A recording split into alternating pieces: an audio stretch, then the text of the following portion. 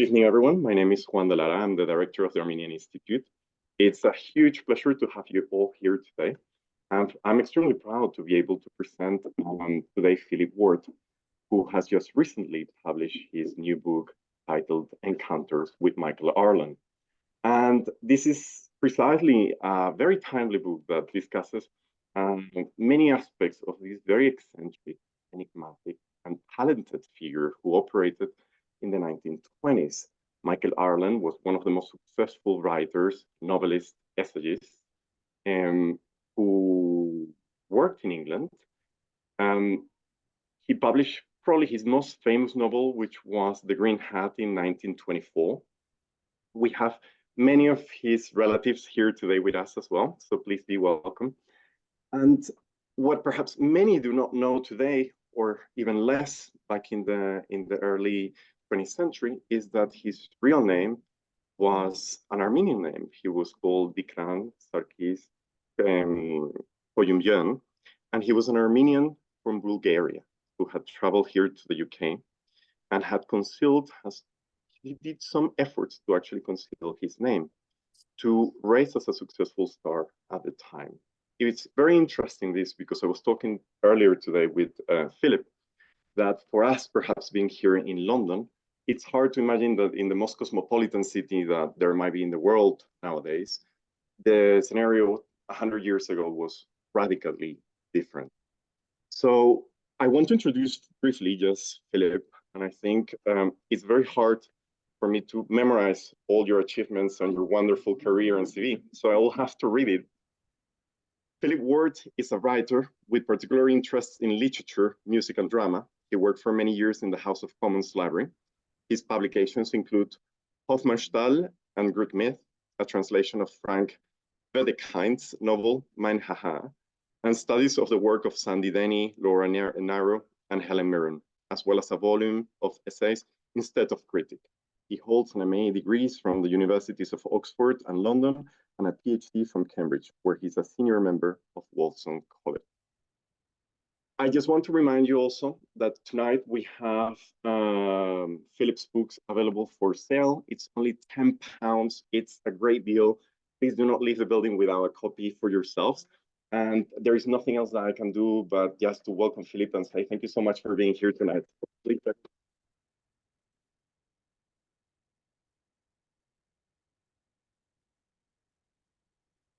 Well, thank you, Colin, for a very, very introduction, more than I was expecting. It's a great pleasure to be here. Great pleasure to see several members of Michael Arlen's family here as well. I'm sure will be able to correct me if I go wrong on any of this detail. Because what I plan to do is really is give you basically, it's basically a biographical talk, an overview of his life, making some comments along the way about his writing. And I'll finish off with a few thoughts about his sense of identity and conscious in this environment. That you'd want me to say something specifically about his Armenian background, identity. So, and I particularly welcome any thoughts you have on that issue, and of course on anything else I have to say. I've gathered some pictures, so you won't have to look at me too much.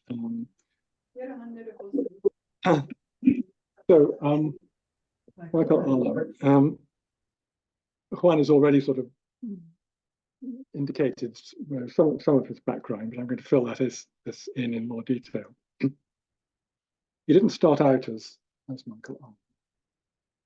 That came later. Koyumyan was the family name. Apologies if I've mispronounced it.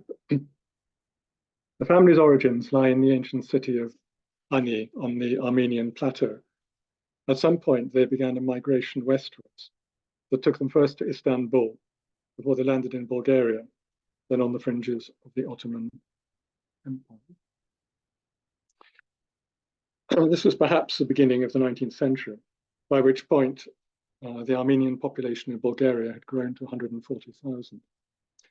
Many were professional men and artisans working as doctors, pharmacists, jewelers, tailors, masons, and builders. There were significant Armenian settlements in Sofia and Varna, but the Kuyumjan's business interests seem to have taken them first to Plovdiv before they settled finally in the Danube port of Rus, Romanian border. With its bridges and ferries over the river to Romania, Rus was a trading hub and a meeting point of cultures, a suitably cosmopolitan background for a family whose members would later end up in England, the Americas, and the Middle East. Already a centre of the Bulgarian national revival, the city became part of the new Bulgarian state in 1878, following the Ottoman defeat in the Russo-Turkish War. Rus was the, or Russe, pronunciation differs, Rus was the birthplace in 1859 of Sarkis Kuyumjan, father of future Michael Arlen. Sarkis, who would later prosper as a merchant and philanthropist in the city. He married a local girl, Satinik Aslanyan, at the Armenian church in 1883. And they went on to have 5 children, a daughter, Ahavni, and 4 sons, Rupan, Takvor, Krikor, and last of all, 16th of November 1895, Ikram, the future Michael Arlen. The sailor's suit on the left. Sarkis was in business with his father-in-law, Garabed Aslanyan, and together they founded a trading company with its head office in Rus and branches in Varna, Plovdiv, and Sofia. It seems to have been a sort of eclectic import-export business. Showcase for the family business was this imposing building. Effectively, Rus's first department store. Building still stands. Its ground floor occupied by the Chiflika Tavern, the upper story now the Danube Arts and Crafts Centre. Cyrillic will just about run to this Chiflika Tavern. I've never been there, I must say, so I'm grateful to members of the family for supplying these photos. Dikran was born in the family's spacious house nearby, on the corner of Panayot. The building is still there, a little dilapidated, home now to an Armenian cultural centre. Probably what this says, dorm. Sarkis had 2 brothers, and one of them, Manuk, forged international ties by moving to Manchester in 1892 and taking British nationality. Sarkis himself, though he never became a British subject, must have travelled frequently between the 2 countries in the 1890s. He turns up in Manchester as well as in Bulgaria at that time. By 1900, the British connection was evidently flourishing, and Sarkis took the decision to move his entire family to England. The older children must have received elementary education in Bulgaria, perhaps in part through the Armenian church. They seem to have had a knowledge of, possibly a better knowledge of the Armenian language than their little brother had, although he certainly spoke Armenian, Michael Arlen. Schooling for Dikran, who was only about 4 at the time of the emigration, would therefore await him in England. Sarkis, the father, operated the business from central Manchester. The family settled initially in South Manchester, in an area already popular with emigres, Jewish as well as Armenian. Sarkis's priorities, as far as I can see, in his new country, once the business was on a sound footing, were to see his daughter make an advantageous match, preferably within the Armenian community, and to see his school-aged sons fashioned by education into English gentlemen. In April 1909, aged 13, Dikran was sent to join his older brother, Krikor, as a boarder at Malvern College, Worcestershire. A school with a strong sporting tradition, especially in cricket. He took art subjects according to school records, and he would have had to endure the rigours of the notorious fagging system. called boarding schools, whereby small boys had to act as servants. He undoubtedly experienced racism at school, beginning with the total inability of anyone in the school to pronounce his name. One of his contemporaries at Malvern was Warren Lewis, who was the older brother of C.S. Lewis, the writer. Warren Lewis recalled young Dikran as, quote, an Armenian boy who made no mark of any kind at school, being one of a trinity of Dagos, of whom the other two were also. See what he was up against, end quote. But we know that there were some inspiring masters at the school, particularly an English, a classics master, who also taught C.S. Lewis. C.S. Lewis was I think 1 year below Arlen at Malvern, so they would have had the same teaching staff. And Lewis, in his autobiography, recalls this being inspired, towards the classics, inspired towards English literature by some particularly good masters at the school. So there were compensations. Meanwhile, his uncle Manuk was already well established in England, and he'd moved with his own young family to Southport. And this seems to have inspired Sarkis to do the same. Period photo I imagine around this time. Popular seaside resort for these successful entrepreneurs that must have been a leafier and healthier retreat, perhaps, than the Manchester suburbs. Autumn 1913, he matriculated at Edinburgh University. He was expected by his family to go to Oxford, as many Malvernians did. And it's not quite clear why he didn't, but it's also unclear why he gave the impression that he was a medical student. And you always read this in biography. And he wasn't. I mean, I've consulted the university records at Edinburgh.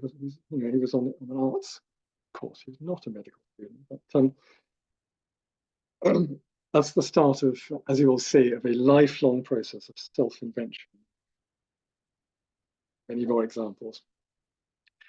Anyway, he didn't stay very long at Edinburgh. He dropped out probably by the end of his first year because he's not on the university roll for a second year. So he probably made his way to London. The biography gets rather vague at this point. It's very hard to figure out exactly what he was doing.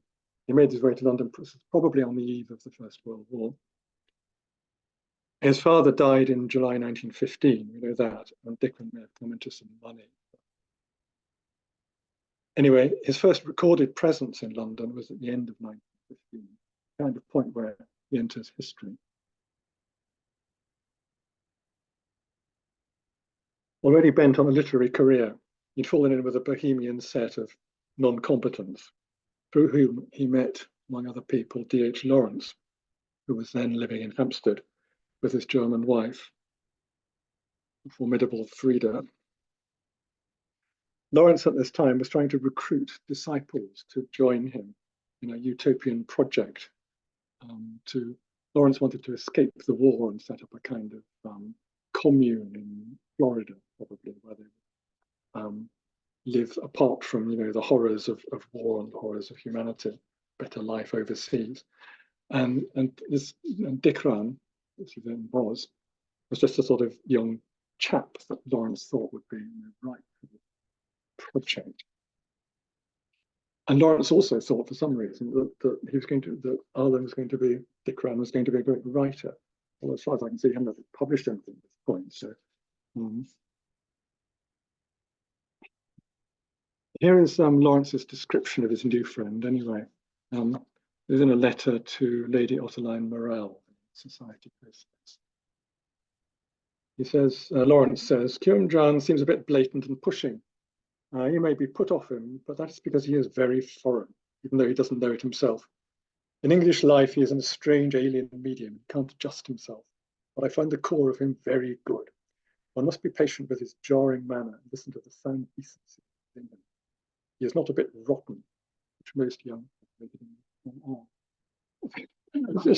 It's quite an insightful. Lawrence's letters are really good. If you have read them, full of insights about people. Responded so viscerally to every experience and to everybody he met. Anyway, after a promising start, this relationship ended badly. When the Lawrences left London and moved to Cornwall in 1916, they invited Dicran to come and stay. But after a week, Lawrence found Dicran so insufferable, more self-assured than ever, that Lawrence persuaded him to leave. It was very hard to be friends with D.H. Lawrence. He was a very, very difficult man, so there were probably fault on both sides, but obviously Arlen hadn't endeared himself to the Lawrences. So this is now 1916. This is really when his first known publications, Arlen's first, in two journals, really. Some of them were in Ararat, which was the Armenian United Association of London, and others were in the New Age, which was a literary and political weekly, vaguely left of centre orientation. The Ararat pieces are strongly nationalistic. This was, of course, in the wake of the genocide of 1915-16. I'll say a bit more about that later. The New Age articles show him trying out various literary voices in search of a style. He was a Bulgarian national at this point, so once Britain declared war on Bulgaria, he was technically an enemy alien, which meant he was required to register with the police. He wasn't kept under surveillance as far as in the way that, for example, Frieda Lawrence was as a German national, but he was certainly under the eyes of the authorities. The last pieces he published in the New Age were a series of what he called London papers, and this was really his literary debut properly, gathered into a volume and republished under the title The London Venture in 1920. This was his kind of real debut on the literary scene. These are delicate vignettes of a young man's life in London and his admiration for an alluring exotic woman called Shelmadine. Hitherto, he'd published under his Armenian birth name, but when this book came out, his publisher, Heinemann, advised him that no English speaker could possibly get their chops around a name like Dicran Yunjan. So Dicran changed it to the more pronounceable name of Michael Arlen, as you see now, which I'm sure he was happy to do because this played really into his project. It's now underway, this project of self-reinvention as a sort of dapper man about town.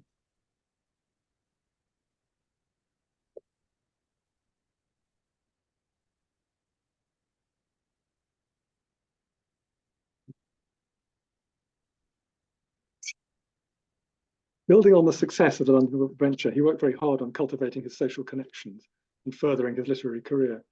And these two projects became one and the same. He determined to write about the kind of people he was not. Blue-blooded Englishmen, ditzy socialites, the Mayfair set, bright young people of the 1920s. The whole pageant was presented as a kind of Arabian Nights fantasy. The trick was to reflect London society through an outsider's eyes. And by writing about society, he gained admission to it. After the London Venture, he published in short order 2 volumes of short stories, The Romantic Lady, over there on the table, and These Charming People, and a novel as well called Piracy. American edition. Same text. If we think about these short stories, I'll just say a little bit about them. I find these some of his most engaging work, actually. Novels are harder work. His speciality was sting in the tail, the clever plot twist. They are about sort of attractive women with Mayfair addresses, names like Faye Avalon, Consuelo Brown. Husbands who don't understand their wives, romantic maneuvering, gallant men who find themselves in conflict with social hypocrisy, spooky goings-on in London townhouses. And the stories have intriguing titles like The Loquacious Lady of Lansdowne Passage, or When the Nightingale Sang in Berkeley Square, which you may recognise. That was taken up as the title of a well-known song later. The style is that of a genial clubman sharing an anecdote or a ripping yarn, but a tale told in mixed company. He's drawing in female readers as much as his male readers, perhaps more so. It's part of the breadth of the appeal. And Arlen himself had an active love life as well. One very important relationship we should mention immediately after the war was with this lady. This is Nancy Cunard, the poet, rebellious society figure, later well known as a social activist. There's a famous photo by Man Ray wearing her signature bracelets. They were together, Arlen and Cunard, for a spell in the early 1920s, mostly in France, where Cunard was living at the time. And it was an important experience because Cunard undoubtedly influenced the character of Iris Storm, who was the heroine of Arlen's most successful and most famous novel, The Green Hat, published in 1924, which Juan's already mentioned. So I should say something about The Green Hat, because if any of his books are still read, it is this one. It's the story, as I say, of Iris Storm, wearer of the green hat, picture, who is depicted as a femme fatale, house of men, with a pagan body and a Chislehurst mind. As the text has it, as a sort of combination of the sensual and the Puritan. For much of the book, we're led to believe that her first husband, who was a golden youth in the Rupert Brooke mould, committed suicide on their wedding night after discovering that his bride was not a virgin. Well, maybe he committed suicide, or maybe he fell out of a hotel window when he was blind drunk, entirely clear. But he may have been driven to drink anyway by this supposedly shocking revelation. And Iris always claims that he died, quotes, for purity. At the end of the book, we discover that the golden youth killed himself because he had syphilis and was concerned about passing it on to his bride. And Iris had always lied about this to preserve his saintly reputation, especially in the eyes of her own brother, who was a lazy alcoholic who idolized this young man, the first husband. Iris dallies with the narrator, it's a first-person narrative, unnamed narrator. She resumes an affair with her childhood sweetheart, conceives a child by him, and loses it in a Paris clinic. There's a lot more plot and a lot more characters, and a rather hectic finale in which Iris wraps her yellow sports car around a tree with unhappy consequences.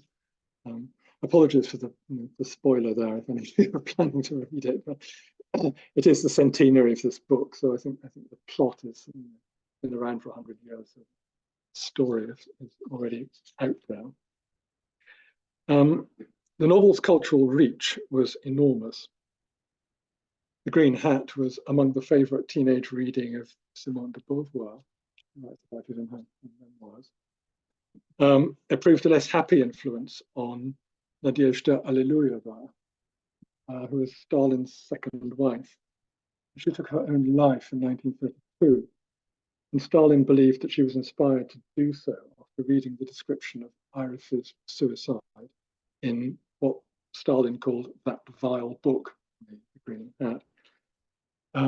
At least this is the story that was told by their daughter, Svetlana Alliluyeva, in her memoirs. I must say I've looked at a couple of biographies of Stalin and they cast doubt on this, but one thing you find with Arlen is not only that he told stories about himself, but also that stories are created around him, all stories about him. So believe that if you will, but it's a good story anyway.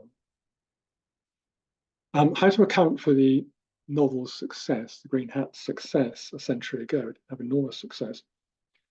I would suggest a couple of things. Arlen's point seemed to be that somebody viewed by society as a, in quotes, loose woman can still possess integrity, courage, selflessness, and gallantry, which is a word he uses a lot, of a sort more gallantry, something more usually associated with male heroes, but he applies it to Iris in the book. And that was perhaps an alluring message in a febrile post-war environment. And also, so much anxiety in the 1920s about bright young people and the so-called modern girl people. Sort of the new woman and the modern girl who smoked and drank, or danced fast. If she could be accommodated in some way in a book, morally accommodated, then the social fabric was preserved, or perhaps even extended, but not rent asunder, which was anxiety, I suppose, of an older generation when faced with this kind of behavior from young people. The other feature of the Green Hat I'd point to is the style. And if you look at the books over there, you'll get an idea of the kind of way he wrote. It's a luxuriant, ornate, rhythmic kind of prose, hardly fashionable now. But at the time, for his fans, I would suggest it was like relaxing into a warm bath or lazing on a chaise longue, kind of leisurely writing. George Orwell captures this rather well in his own first novel, Burmese Days. In Burmese Days, George Orwell has a character who's a young English girl whose parents are dead. She's shipped out reluctantly to live with her aunt and uncle on a Burmese hill station. And Orwell has this description of her lying on the sofa in the hill station in the drawing room with her feet up and a cushion behind her head. And she's reading. And what is she reading? Well, she's reading her favorite author, Michael Arlen. So I suggest that's the reading posture. Feet up, cushion behind your head, and you give yourself up to kind of social fairyland that he creates. The book's subtitle, Green Hat subtitle, is A Romance for a Few People. So it hinted at snob appeal. The reader could join or at least eavesdrop on an elite. But its impact was universal, sold about 150,000 copies within the first year of publication.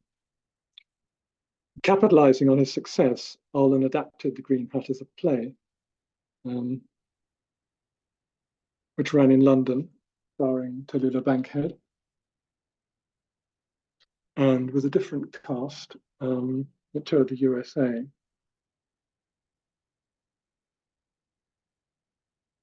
And that's Catherine Cornell and Leslie Howard, I think, or his cinema career got going. I mean, this was a sort of cartoons, that's the kind of, sort of image that was, kind of stereotyped image that's been projected of art. It's unflattering imagery. Both productions generated spin-off merchandise, Green Hats, must-have item of the season, which is the fashion that Evelyn wore pokes fun at in Vile Bodies, if you have read that, where he talks about a fashion for green bowler hats. It's a sort of send up of the green hat craze of the 1920s. The book was filmed in 1908 as a vehicle for Greta Garbo. Oh, sorry, yes, that's another picture of the American production. So this was the big reveal. This is the final scene, I think, where Iris's secret is all revealed. So everybody's looking very shocked as the truth comes out.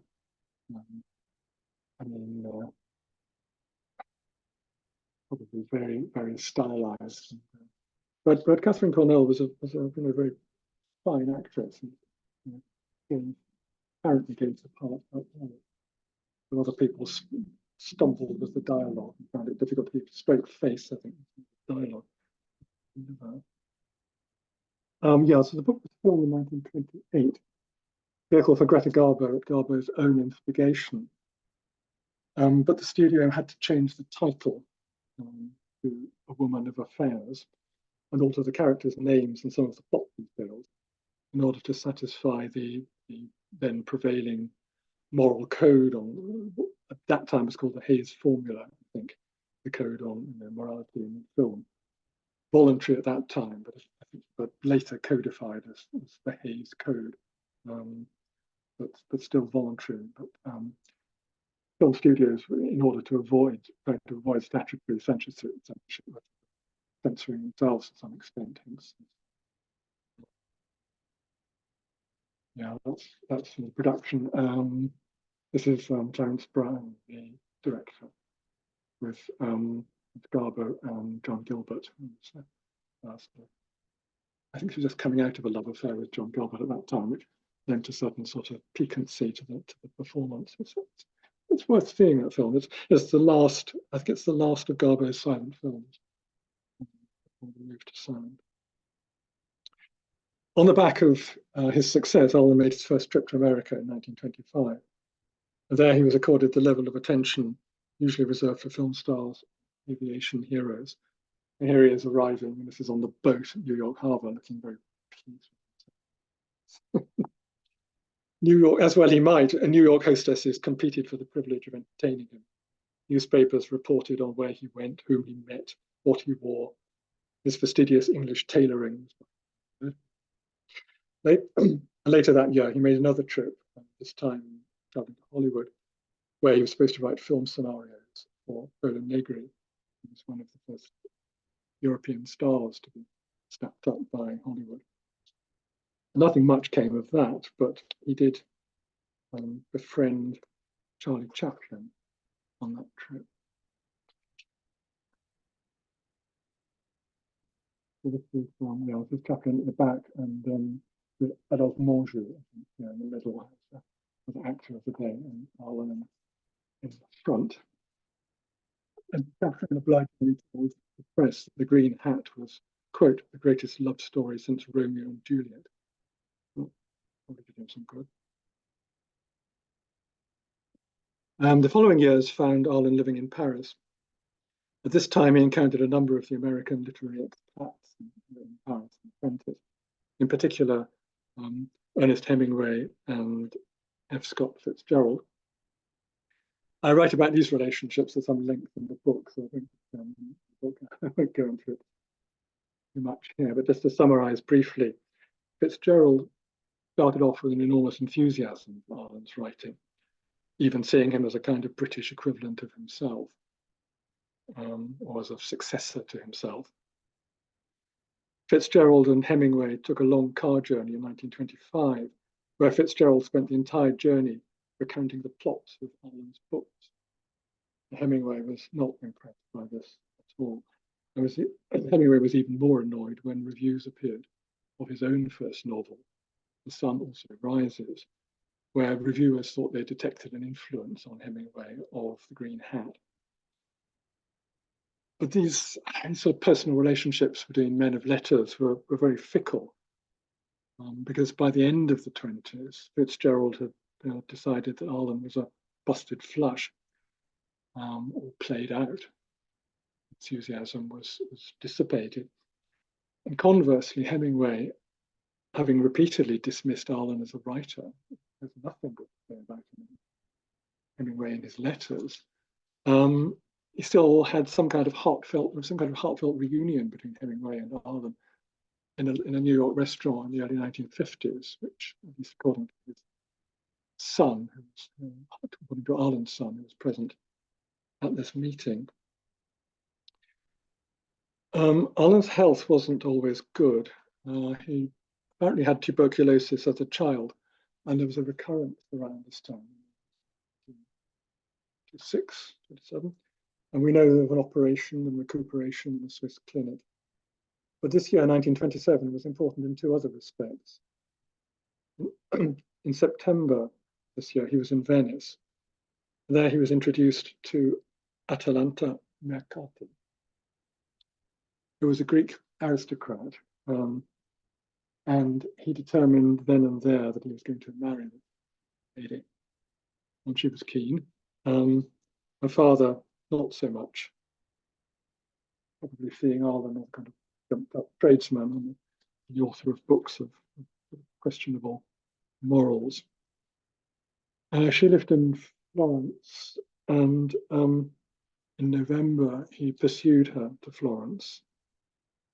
Who should he bump into when he was in Florence but his old pal, D.H. Lawrence? And Lawrence was more sympathetic to him than at their last meeting, and they hadn't met for 12 years. If you remember, the last meeting was in Cornwall, and Lawrence had asked Arlen to leave. Now it seems, they both changed a great deal. Lawrence recognized a fellow outsider. And the two men spent quite a lot of time together in Florence at that time. Lawrence was working on the final version of Lady Chatterley's Lover, knowing full well that it could never be published in England. And of course, it wasn't published in England until 1960, after the famous Penguin Books trial. Meeting Arlen again in Florence, he inspired Lawrence to write a new character into his novel, a character called Michaelis, who is Connie Chatterley's first extramarital lover before she gets off with Mellors, the gamekeeper. And Mellors is an Irish playwright who, although commercially successful, is held in contempt by the kind of society figures that he depicts in his plays. So there are very clear references to Arlen here from the beginning, obviously with the name Michaelis from Michael Arlen. And Arlen was reportedly flattered to be portrayed in Lady Chatterley, although if you read the book, Michaelis, it's not a very flattering portrait, actually. So, but I suppose it's still be seen as flattering. Arlen persisted in his suit with the lovely Atalanta. They announced their engagement in January 1928, and the wedding took place in Cannes in May. Had a grand affair. So there was a civil wedding, customary civil wedding, followed by a religious service. So it's made the front page of the Daily Mirror. It gives you some idea of the kind of celebrity the man enjoyed at the time. And then this is it's not a very good picture. It's the best I could find. According to one account, Arlen's mother, anxious that Armenian rites should be observed, arranged, because the service was in the Greek Orthodox Church in Cannes. His mother arranged for an Armenian priest to stand at the back of the church and mimic the sacred actions. Believe that, if you will. Another story is that Atalanta's wedding dress caught on one of the numerous candles in the church. Right, was very nearly. Obviously, they managed to douse it. It looks all right in this. The dress is still intact.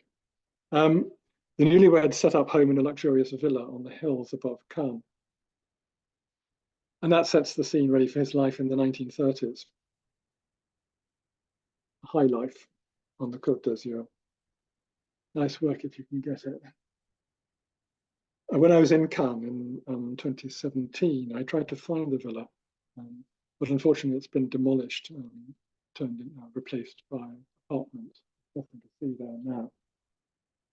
And I can't find a picture of the exterior of it, but that's a sort of photo sprayed on the interior of the place. Obviously, pretty swanky. He socialized with others of the Riviera literary community. Somerset Maugham, H.G. Wells, Elizabeth von Arnim, P.G. Wodehouse.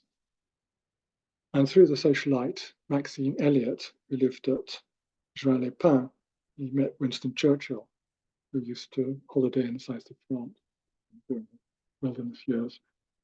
1930s.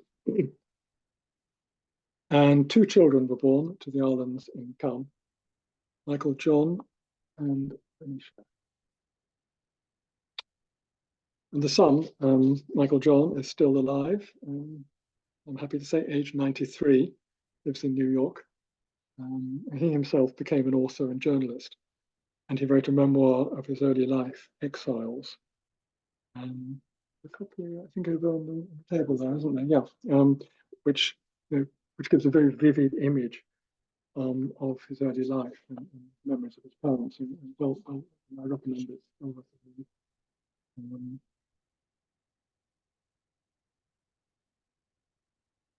Although Arlen's income from books and film adaptations was still holding up, his literary reputation really was not.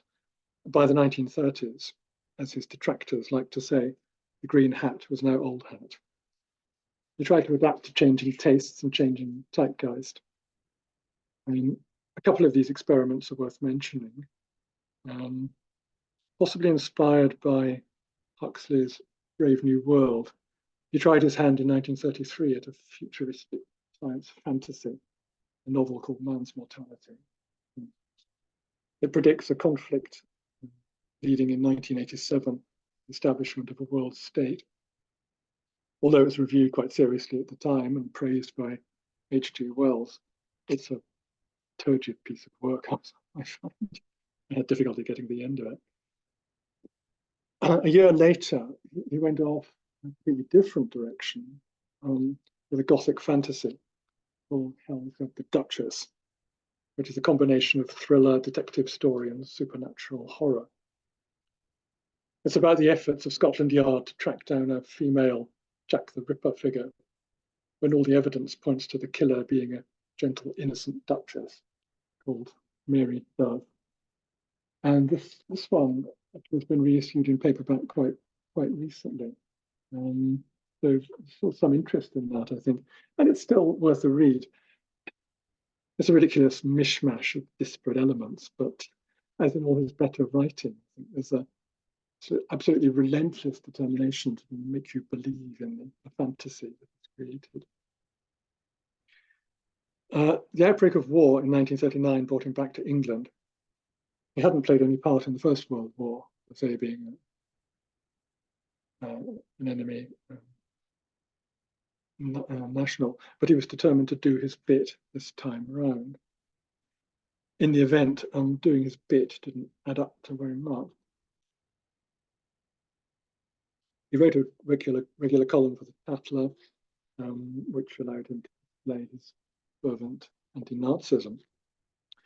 Through one of his aristocratic chums, Lord Dudley, he landed a job in civil defence as a public relations officer for the West Midlands, where the job was to sort of brief the press, I suppose, and he took turns at fire watching, which must have been a bit hairy because this was in the aftermath of it on Coventry. He was responsible for the West Midlands region. But once news got out of his appointment to this job, old prejudices re-emerged, and the local MP asked a question in Parliament. Is the minister aware that this man is a Bulgarian and that his original name was Ikram Knudjan? Does he consider that the general tone of his writings fits him for this position? Is he also aware that this man has access to confidential information? So Herbert Morrison, sort of Home Secretary, bats away this question of promises to write with his reply. But in a way, that the damage was done. Obviously, this was announced in Parliament. That was reported in the press. By this time, Arlen had been a British subject for nearly 20 years. And his patriotism was still being questioned. This must have hurt. Such was the furore created by all this that Arlen resigned his position as the Civil Defence Force after several months. By this time, his son's English prep school had been evacuated to Canada, and his wife had moved with both children to North America. Arlen joined them sometime later. He landed a contract in Hollywood. His wife, as far as I can work out, remained on the East Coast, while he spent like something over 2 years in Hollywood, all told, between 1942 and 45.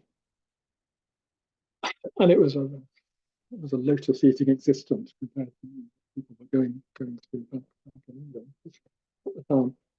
He was employed in Hollywood on contract as a scriptwriter, and there was a vogue for employing European writers to polish up scripts with an old world setting. Again, very little came out of all this.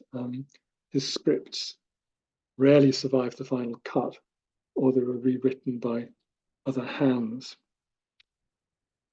His only on-screen credit for these years was for a film called The Heavenly Body, 1944, which was a frothy comedy about an astronomer by William Powell, who is so busy gazing at heavenly bodies through his telescope that he neglects the heavenly body waiting for him at home in the comely form of his wife, played by the lovely Hedy Lamarr. Arlen said later of his Hollywood years, and I quote, "I wrote 1/7 of one seventh-rate picture while I was there," end quote. Which is a bit harsh. I mean, this is quite an enjoyable film if you ever come across it. It's light stuff, but it's nicely played by the principals. Anyway, in the absence of his wife, as far as I can work out, there were clearly compensations and many opportunities to escort actresses through fashionable night spots. And Paulette Goddard, who was just out of her marriage to Charlie Chaplin and temporarily between husbands, was a frequent companion, according to press reports. The most civilized girl in Hollywood, Arlen called her. When the MGM contract ended in 1945, he returned to the family home in New York. And that is effectively the end of his story. His last book was a rather feeble novel called The Flying Dutchman. It appeared in 1939. His son paints a very sad picture of those final years, I think, after the war, with Arlen pacing up and down in his library, paper laid out for him on his desk, his favourite pen, as if he's still a working writer suffering from the sort of long-term writer's block. The version that Arlen himself told was that he had retired. He'd made his pile. In his own words, quote, "I have the affection of my wife, the tolerance of my children, and the friendship of head waiters. What more do I need?" Or as his son recalled, quote, "By this time, he really wasn't doing a damn thing except having lunch with people." Yeah. End quote. Mostly he had lunch with people at the St. Regis Hotel in New York, where hangers-on would join him at his regular table. Still impeccably tailored, yes. Now carrying a Malacca cane, yes, you can see that. He'd become a living monument to a kind of pre-war elegance. Alec Waugh, who was Evelyn Waugh's brother, quite a good friend of Arlen. Alec Waugh put this rather well, quote, "In 1924, Michael Arlen was a composite production. The writer and the man were one. By the 1950s, he could now be Michael Arlen more effectively by not writing." So around this time, he developed cancer and he died in 1956. He was only 60 years of age. The funeral was at the Greek Orthodox Cathedral in New York, and his ashes were later interred in the Mercati family plot in Athens, I'm told.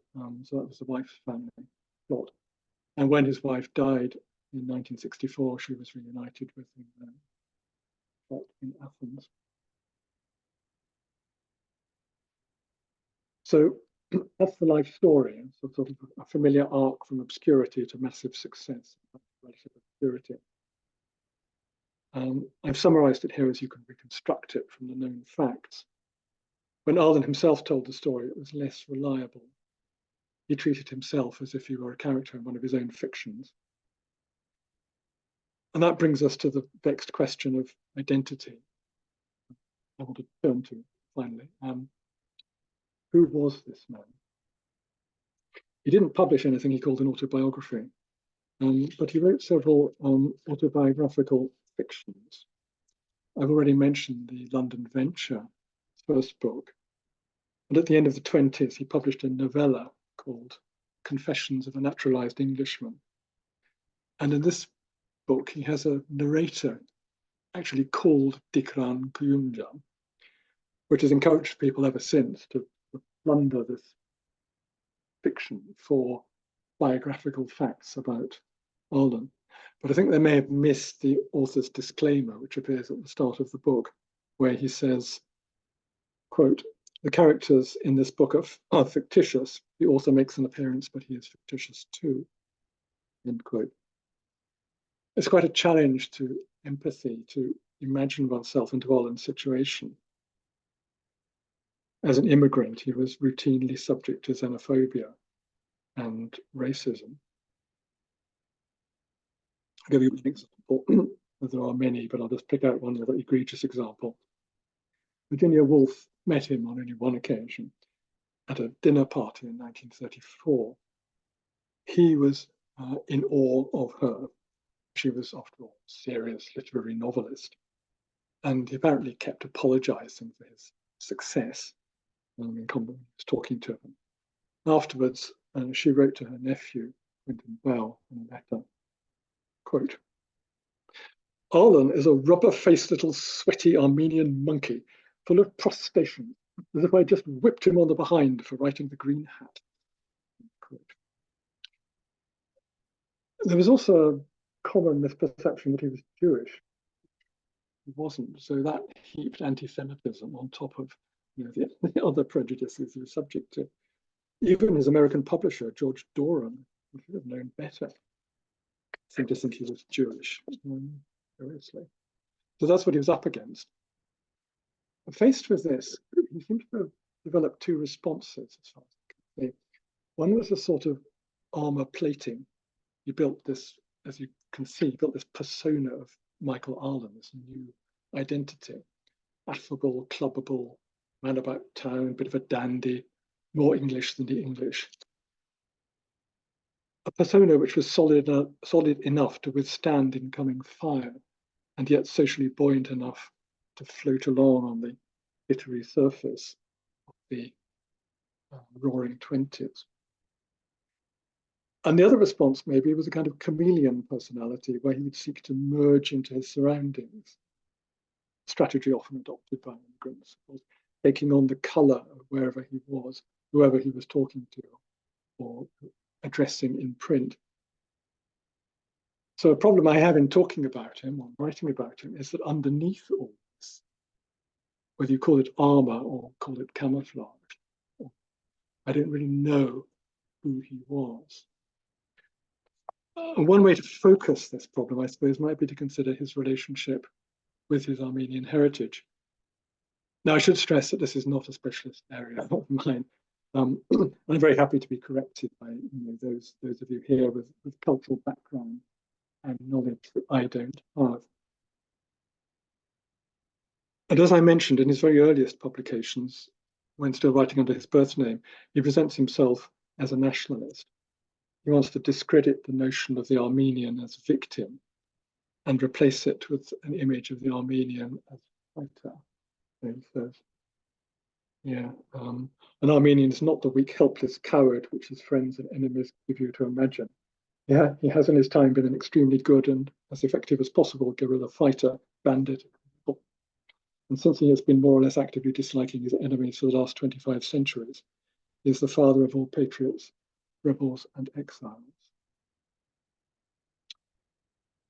And even after changing his name and achieving literary and social success, he continues in this sort of vein in front of certain audiences.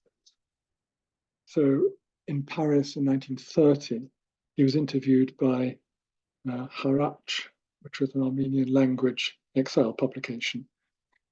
I had this interview translated, and it's printed in full in the book if you want to read it. And he says some pretty surprising things in this interview. For example, as I've always said everywhere, and I repeat it, I am an Armenian with all my soul.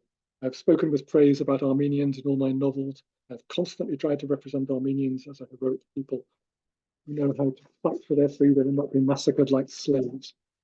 The spirit of the Armenian patriot appears everywhere in my writings. Also, I've always repeated that I am an Armenian. I always insist that they mention in my books that my real name is Riviera.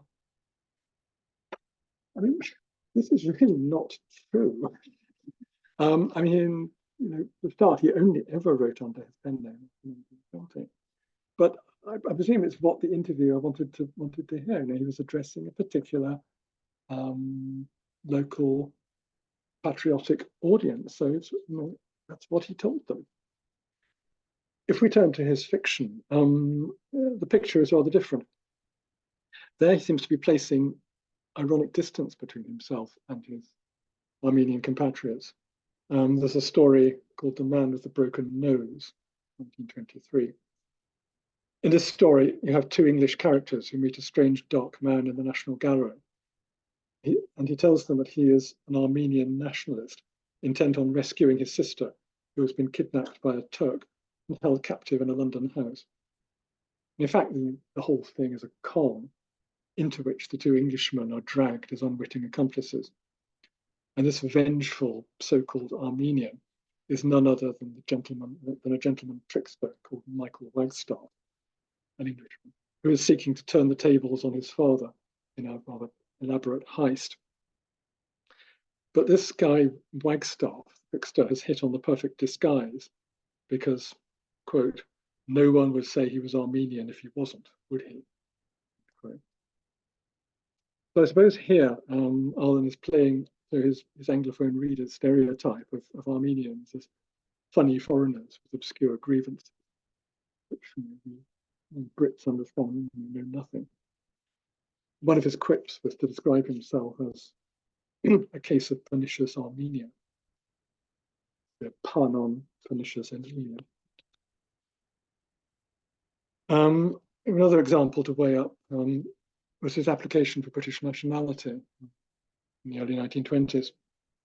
As I say, his nationality was originally Bulgarian. After the First World War, he got an Armenian passport. It was dated January 1922 on the basis of his parentage. But then he immediately launched an application to upgrade it or trade it in for a nice blue British one.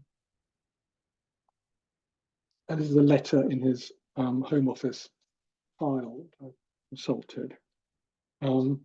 He's writing, I presume, to a Home Office official, as it's in the file. And he says, I can't tell you how obliged I will be if you can manage to get me made English at an early date. Because this being an Armenian, even when unmassacred, is becoming very complicated. And an Armenian passport is not a very satisfactory weapon to travel with for a man who can speak nothing but English. Again, some of this is not true. He certainly spoke Armenian, and he certainly spoke French as well. So a man who spoke nothing but English. Anyway, on his application form for British nationality, on the file, he wrote that he desired to have the advantages and protection of a British subject when travelling abroad in the exercise of his profession being authorship.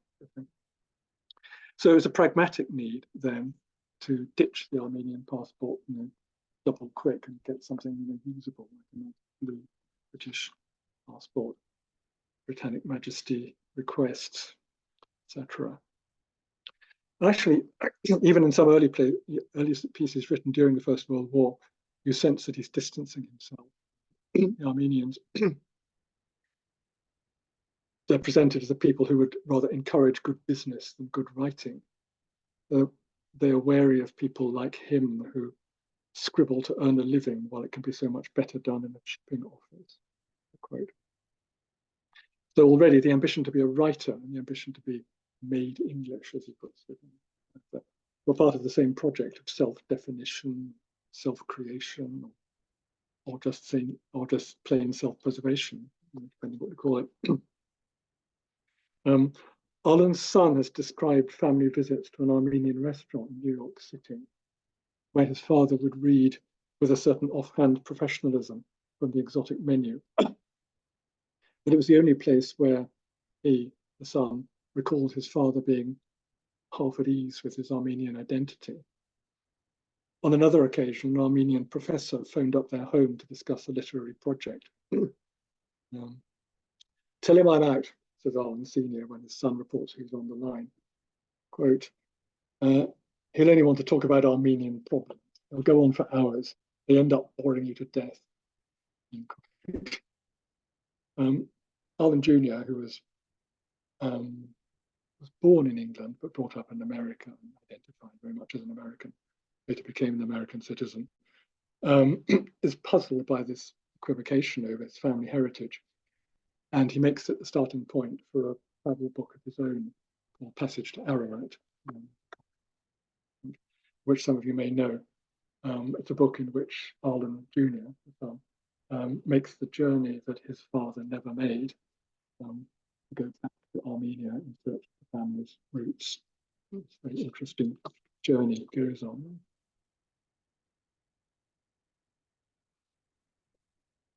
So finally, after researching Arlen, I'm left with the impression of a man divided against himself, as many of us are in different ways. A man whose suave external appearance concealed a conflicted soul, an immigrant who craved acceptance by the host community, a reluctant or intermittent Armenian nationalist, a writer who recognized his limitations yet longed to be taken seriously by more writers of serious intent, like Virginia Woolf. The life, I think, is fascinating. The books, well, they're still worth reading, or some of them are anyway, but I would suggest it's best to mix yourself a cocktail, as Gertrude Lawrence is doing here. Put your feet up on a sofa with a cushion behind your head, and tell the literary critic inside your head to take the afternoon off. So thank you so much, Philip, for being here with us today. Thank you everyone for having come all the way to Birmingham to join the Armenian Institute, and for all of you who are online as well.